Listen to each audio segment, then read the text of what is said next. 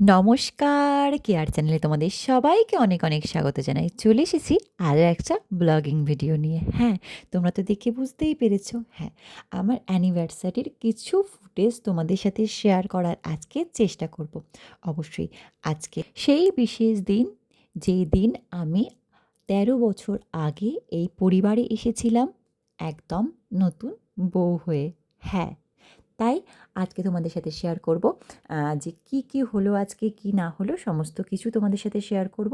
তো প্রতি বছরই আমি একটু ঘুরতে যাই বা কোনো মন্দিরে যাই। তো এবছর আমরা বাড়ির সবাই মিলে বাড়ির মানুষগুলোই আর কি, আর আমার মামার মেয়ে ছিল, আর আমার বাপের বাড়ির সবাই, আর ওই যে পাশে আমার দিদি, আর এদিকে আমার জায়েরা ছিল সবাই। এই সবাই মিলে একসাথে আমাদের ঘরের মানে আমাদের ছাদের উপরে আর কি একটু বেলুন টেলুন সাজিয়ে সবাই মিলে একটু বিরিয়ানি, একটু কেক টেক কাটা, এইভাবেই আর কি সেলিব্রেশনটা হয়েছিল।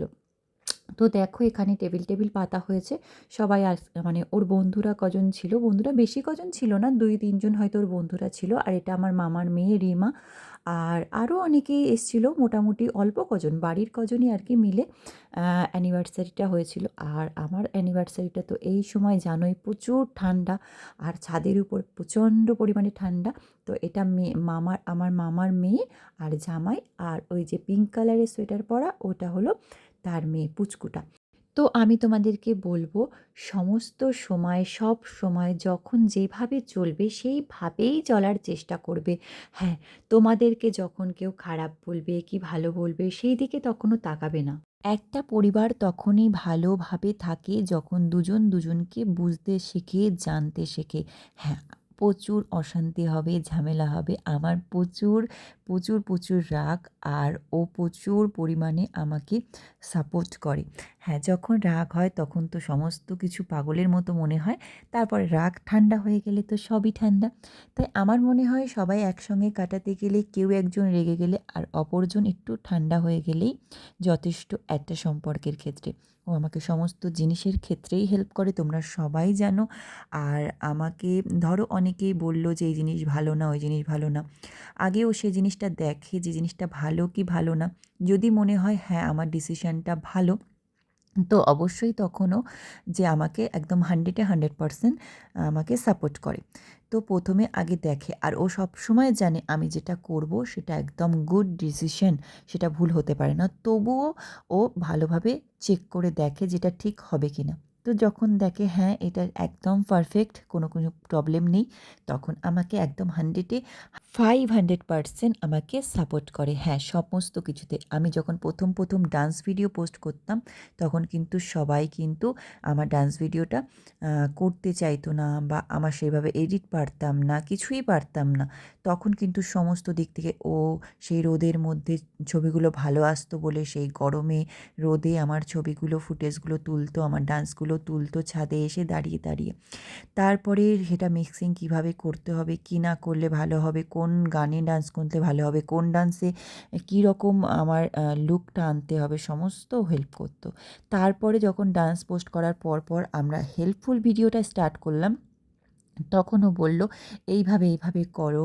তারপরে তোমরা সবাই দেখেছো আমার 25K সেলিব্রেশনে ও সুন্দরভাবে সাজিয়েছে। সামনে খুব দ্রুত আমার 50K সেলিব্রেশনটাও কিন্তু ওর অনেক ইচ্ছা আছে। জানি না কীভাবে কী করবে। তখন দেখো এটা আমার মা কি সুন্দর করে বরণডালা সাজিয়ে সুন্দরভাবে আমাকে ধান-দুব্য দিয়ে আশীর্বাদ করছে। তো এখানে সিঁদুরের কৌটোটা খুলে রেখেছে। তো সিঁদুরের কৌটোটা দিয়ে এভাবে সিঁদুর পরানো হবে। তারপরে মালা নিয়ে এসেছে, মালা বদল করা হবে, আরও কত কী ওরা করবে আর কি।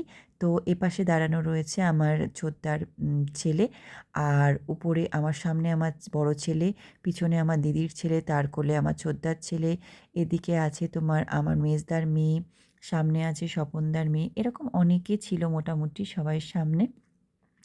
তো দেখো বরণ-টরণ করলো মা।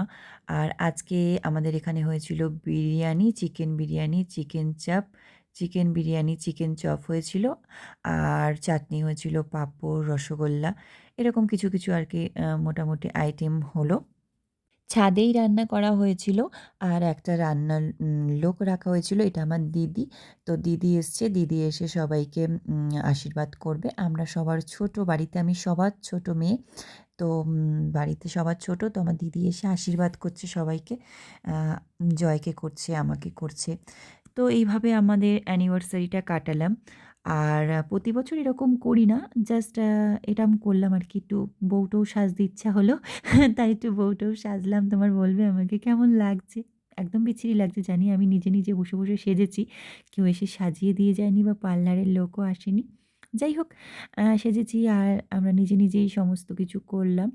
আর এদিকে বাড়ির লোক, আমার বাপের বাড়ির লোক, এগুলো সবাইকে মিলেমিশে একটু সেলিব্রেশন করলাম ছোটখাটোভাবে। তো খুব মজা করলাম সবাই মিলে, আর প্রচণ্ড পরিমাণে ঠান্ডা ছিল, প্রচণ্ড ঠান্ডা। তো ঠান্ডায় আমরা সবাই কাঁপছিলাম থরথর, থরথর করে। তো সবাই ধান দুব্য দিয়ে আশীর্বাদ করছে, সবাইকে প্রণাম করলাম। এটা আমার ছোট বৌদি।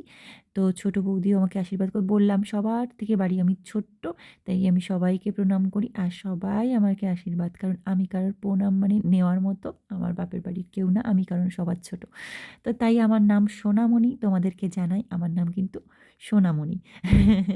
কেয়া, আবার বাড়ির প্রিয় নাম হলো সোনামণি। তো দেখো, বৌদিকে নমস্কার করছে জয়। কারণ বৌদিকে ও কখনো নমস্কার করেনি। তাই বলছে, "অ্যা আমি তো তোমাকে কখনো নমস্কার করিনি, আজকে তোমাকে নমস্কার করব।"